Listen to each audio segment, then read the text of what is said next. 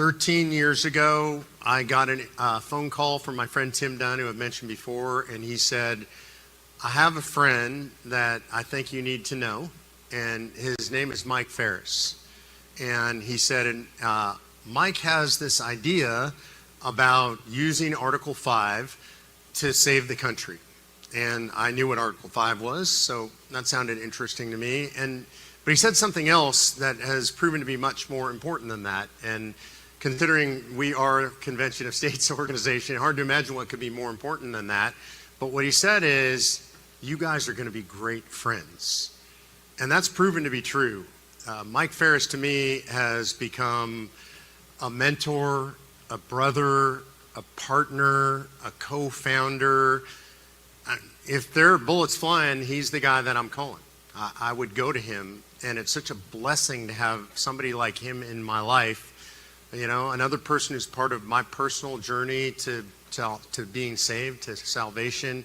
Man, there's just not enough great things I could say about Mike. Mike has done more things in his career than most people would do in 5 lifetimes.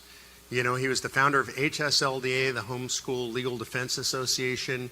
If you have homeschooled your kids, if you're homeschooling kids now, if your grandkids are homeschooled, you have Michael Farris to thank for that, because there was a fight in this country in the 1970s, most people don't realize, in one way or another, most states had made it impossible to homeschool your own kids.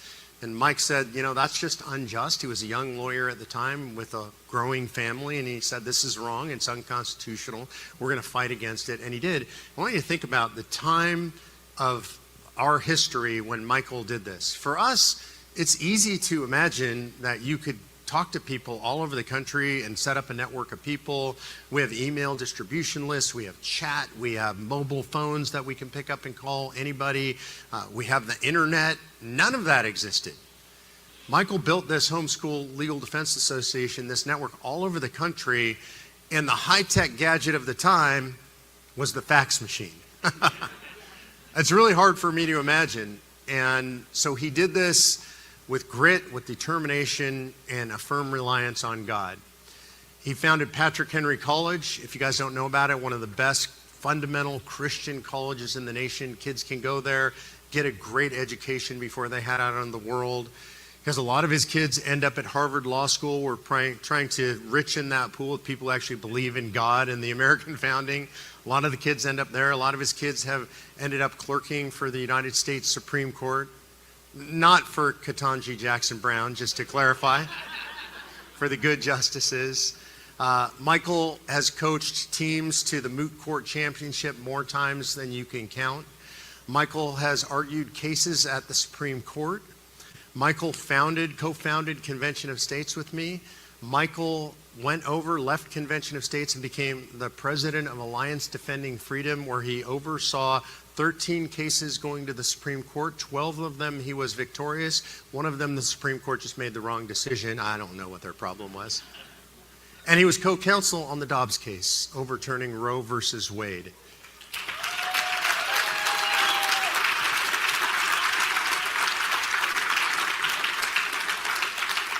One time I asked Mike, how many organizations do you think you've been involved in founding? And I don't remember what the number was, but he said X number that are still in existence. It was an incredible number. Again, people will say all the time, you guys hear this out in the field, well, we live in a time when there's nobody like the founders. There's nobody like Madison or Adams or Jefferson or Washington. And my answer is to introduce them to my good friend, Michael Farris.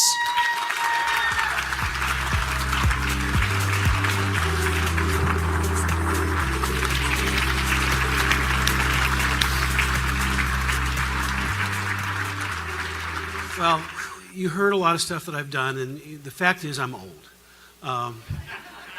And I've been a lawyer for 49 years. I became a lawyer when I was 7.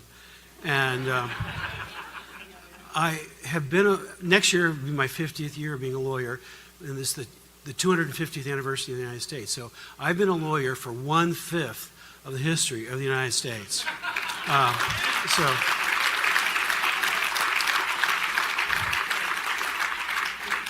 Contrary to rumor, I did not date Thomas Jefferson's sister in high school.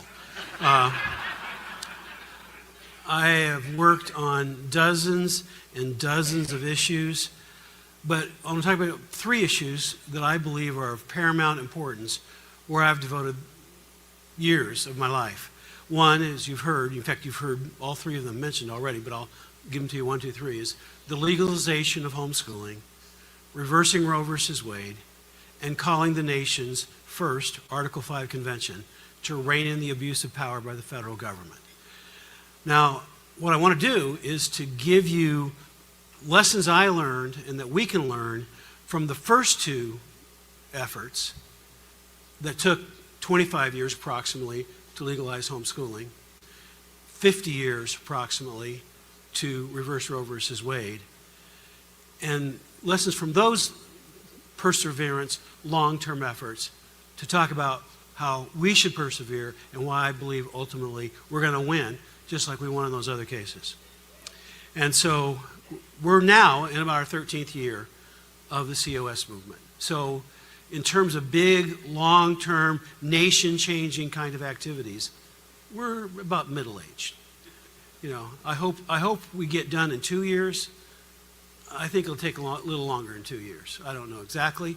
I mean, God can strike, and you're going to see in a minute why I think that there could be an event, an activity, a decision, something that could happen that could make us go really fast all of a sudden.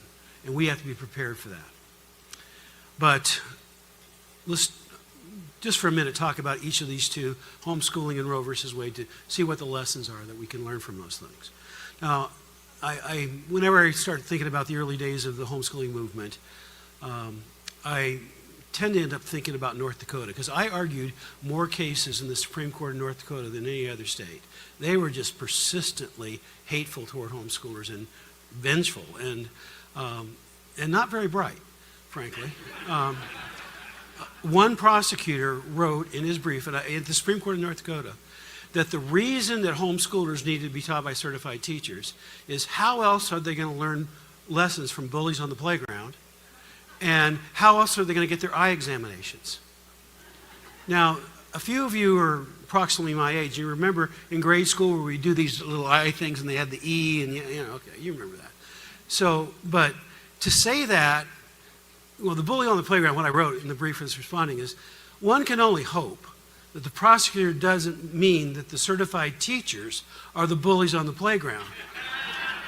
But unless he does, it's entirely irrelevant to the case. And on the eye exam, all I had to point out was one of the homeschool families that was being prosecuted was one of the few eye surgeons in North Dakota. So I think they could get their exams just fine. Now, it took 25 years to win. It's not really the most precise way, if we're going to be really accurate, to call it the legalization of homeschooling. It was the recognition of our God-given right to homeschool our kids.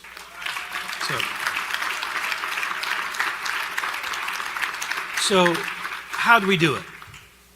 Well, the answer is we didn't do it. The answer is God did it. But what our role was in this God-given plan is important for us to think about, because, duty is ours, results are God's.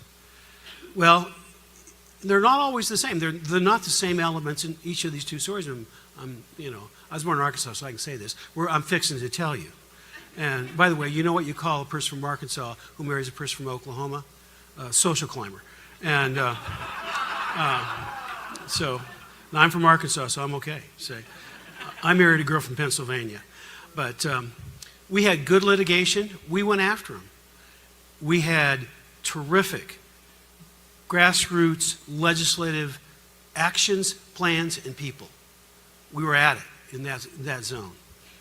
And third, and incredibly importantly, and this one is the carryover principle that I want us to think about tonight, we convinced a majority of the American public in our churches, in our neighborhoods, on our sports teams, in our family gatherings, that we were decent people and that our kids were doing just fine.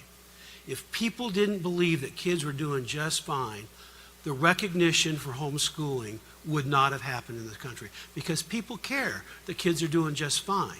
And in reality, the reason the homeschooling movement has grown is what I call the great kid average parent syndrome, is people look at the kids that are being homeschooled, and the vast majority of them, they go, boy, those are great kids. And then they say, look at the parents and say, they're just average parents. If they can get great kids, maybe I can get great kids too. And it's that evangelistic missionary effort by example that has won the hearts and the minds of the American public. And one thing that homeschoolers did during COVID for the rest of the country, when everybody was all of a sudden a homeschooler by accident, is the fact that homeschooling existed and people generally knew that homeschoolers did just fine academically. It toned down the panic level that these parents thought that their kids were going to just waste away. They had some residual hope coming from the fact of the example of homeschooling that helped solidify the heart of the American public to the homeschooling movement in a pretty unique way. Winning the heart of the public is an incredibly important political tool. Now, you already know the centrality of good legislative strategy, good grassroots activism, but I want to emphasize we have got to do the same thing in the COS movement to win the hearts and minds of our friends, neighbors, and church people by helping them know four things. That there's a problem with a runaway federal government. That takes about 8 words to convince people. That the problem won't be solved in Washington, D.C. That takes about 7 words to convince people. Now, the third one's a little longer. We have to convince them that the solution is the Convention of States. And then fourth, we have to convince them that the consequences are dire if we fail to act. Doing nothing is surrendering our country to fall over the abyss. That's what we have to realize. And we have to take that message so that the vast majority of American people know these 4 things, and there is deep societal support for what we're doing. Even if they're not all activists. We don't need them all to be activists. We just need to convince the heart and mind of the American public that this is the right thing to do. And we can do it by the same way that homeschoolers did it, by being good people, being good neighbors, talking to your friends, telling them what you're about, explaining it just in ordinary courses of life.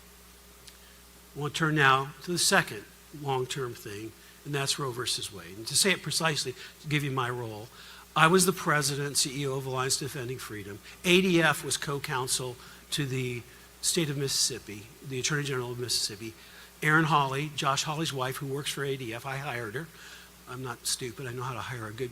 she graduated from Yale Law School and clerked for the Chief Justice of the United States Supreme Court. It wasn't too hard to figure out. This is really a good hire. And so she was our principal person working with the Attorney General's office. But we had a whole team, and I was involved a little in that team and helped do some things on it. But Erin really was our day-to-day lead person in that case. We had to be secret about it. The AG's office asked us to keep our mouths shut, and we did. But afterwards, they told the world our role, and we really had a great partnership with the Attorney General of Mississippi. Now, we drafted for a legislator in Mississippi at ADF the law that was the subject matter of this case. And we were doing it. Our goal was to put a crack in the foundation of Roe versus Wade. We only had a faint hope that this was going to be the case that would overturn. We didn't think it would be, but we built enough in that was possible. But our goal, our tangible goal, was to put a crack in Roe versus Wade, because we felt that the Supreme Court at that time was more likely to take it down in a 2-step process than in a 1-step process. There had been a pattern of these kind of things. They drilled a hole in a bad doctrine, and then the second time they came to it, then they buried the bad doctrine. So we thought that was the right methodology here. But point 2 is God orchestrated an opportunity to challenge those through changes of circumstances, principally Amy Coney Barrett arriving at the Supreme Court to replace Ruth Bader Ginsburg. That was a material change of circumstances. And at that point, no longer was the goal to chip away at Roe versus Wade. The goal became to reverse Roe versus Wade. And the Attorney General of Mississippi is the one who made the decision to do that. ADF, of course, was encouraging that, but she had to make the bold decision to do that, and she did. And it will be to her eternal credit that she said, we're going to go for it. The best way to defend Mississippi's law is not an incremental argument. The best way to defend the law was to take down the monster of Roe versus Wade. And the solicitor...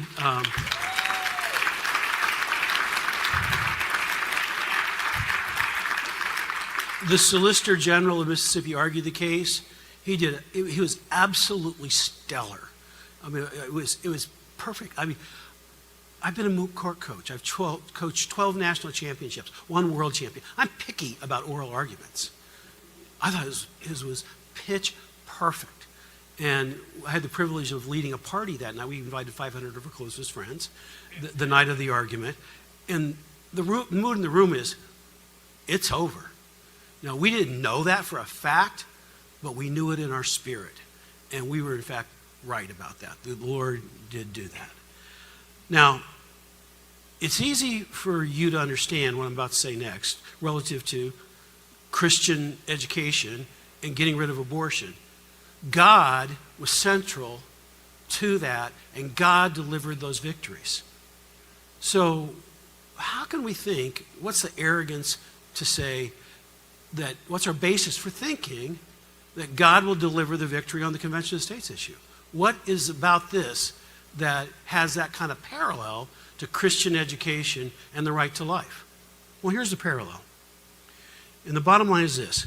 We are trying to take down a false religion that has seized control of many people in our society, and those people and that movement has created a morass in Washington, D.C. that are the natural consequences of the beliefs and worldview that they espouse. It is a worldview battle at the deepest level. And what do they believe? Number one, they believe that government is the savior. Now, why can I say that? You ask the question, what's going to solve the most important problems facing our country? Their answer is government. If you believe that government is the answer to your problem, government is your God. You are you're a statist, you're a government worshiper. You may worship smaller government than bigger government, but if you think government's the solution, you're on the wrong team. You think that government is God. Tim Kaine is the champion of the second point, and that is government creates rights, not God. Bless his heart. I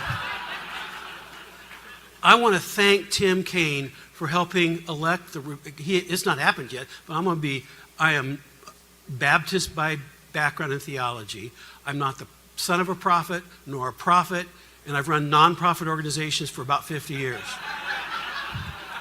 But I'm going to tell you right now, Tim Kaine is going to help elect a Republican governor, lieutenant governor, and attorney general in the state of Virginia this year because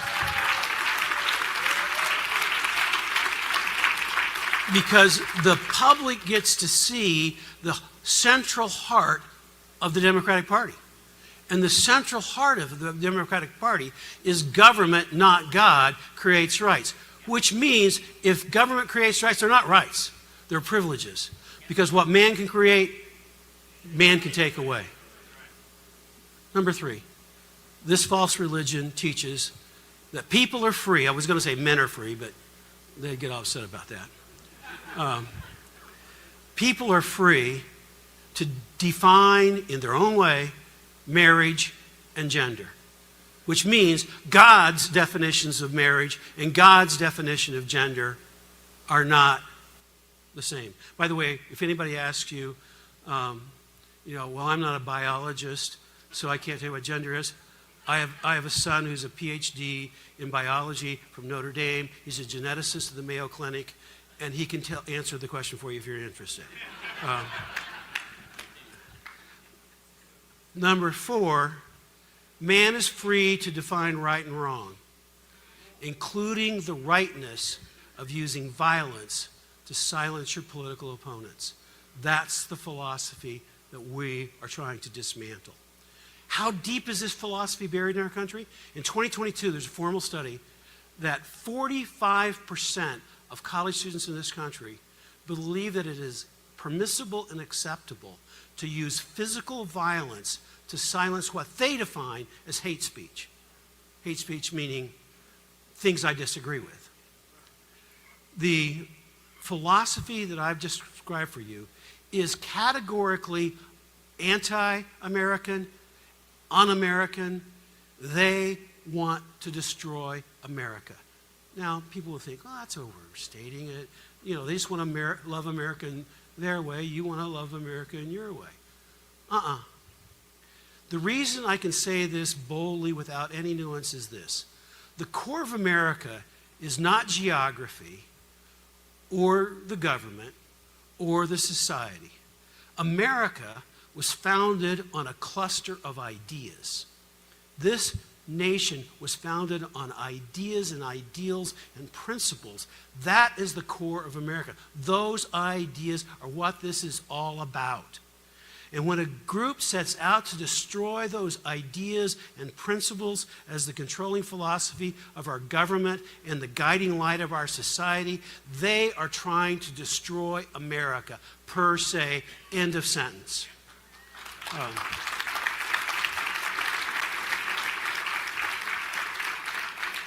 We've got to persist because this is not a battle for small things.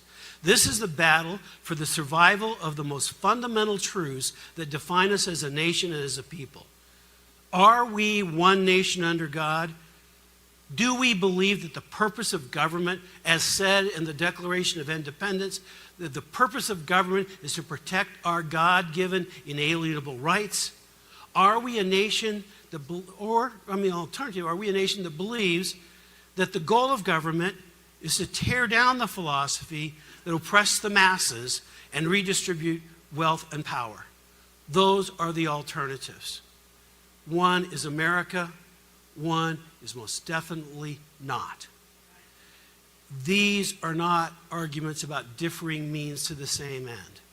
These are clashes of worldview at the most fundamental level that must be won, or our society utterly fails. I have seen God deliver.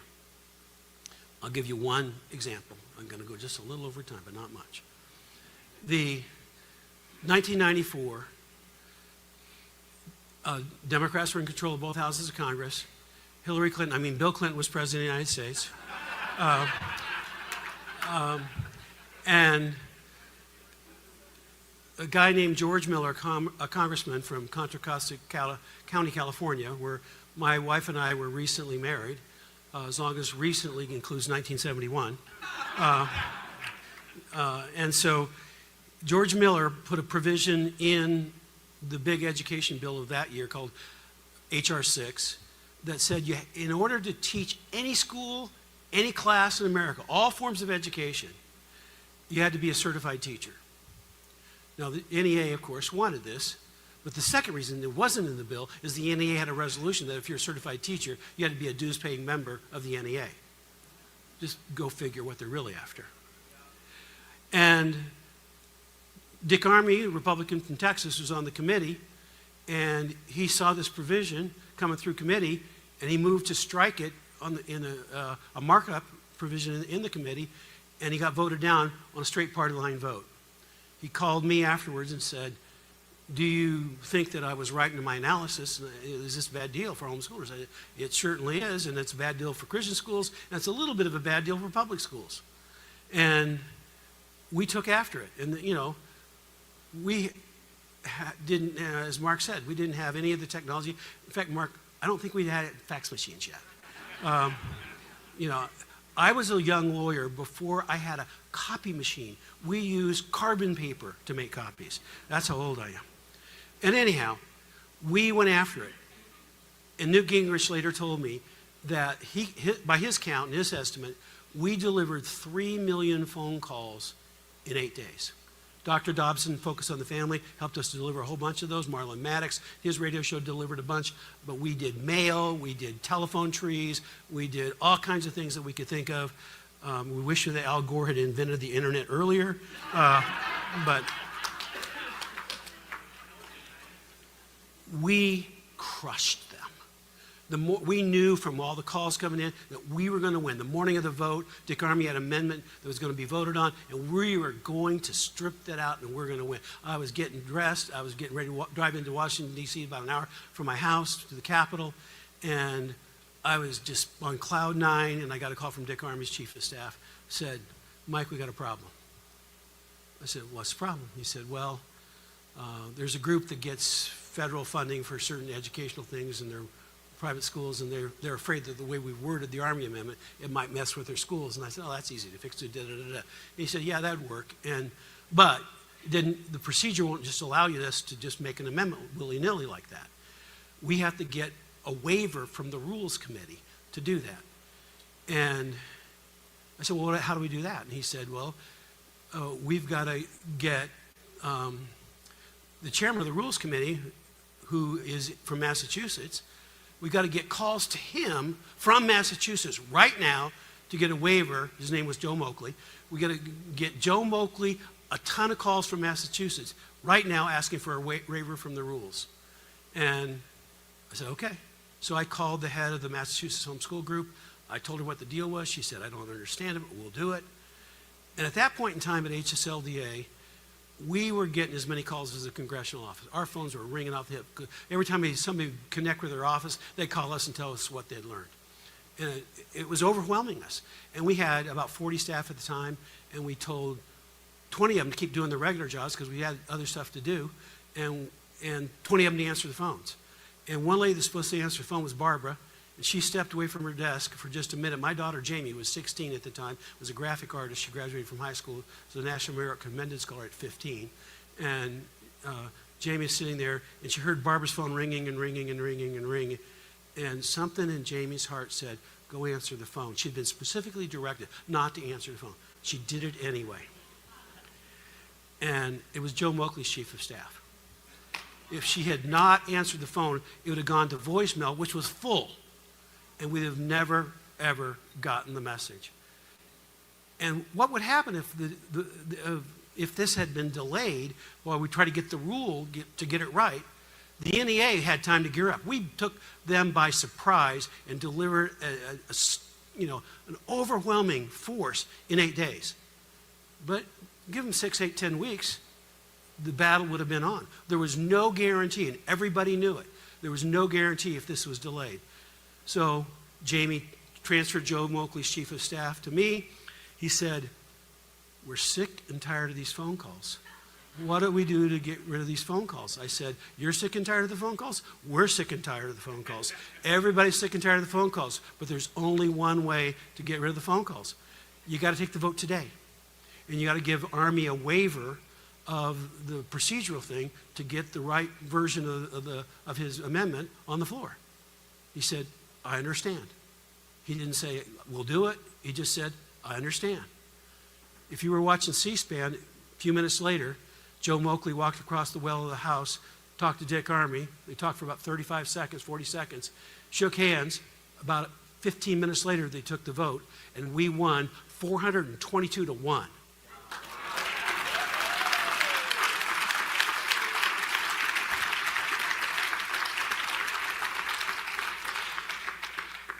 I needed to learn this, that we did our part. We worked hard. But at the end of the day, it was the Holy Spirit of God speaking to a 16-year-old girl telling her, pick up the phone, that delivered the victory, because it is not by might, it is not by power, it is not by men that we win. It is by the Spirit of the mighty living God.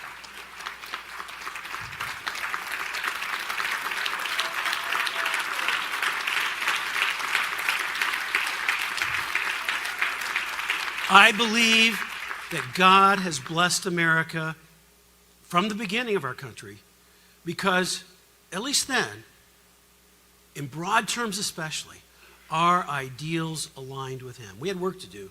We had to get rid of slavery and other stuff. We had work to do, to be sure. But our ideals aligned with Him. We must be true today.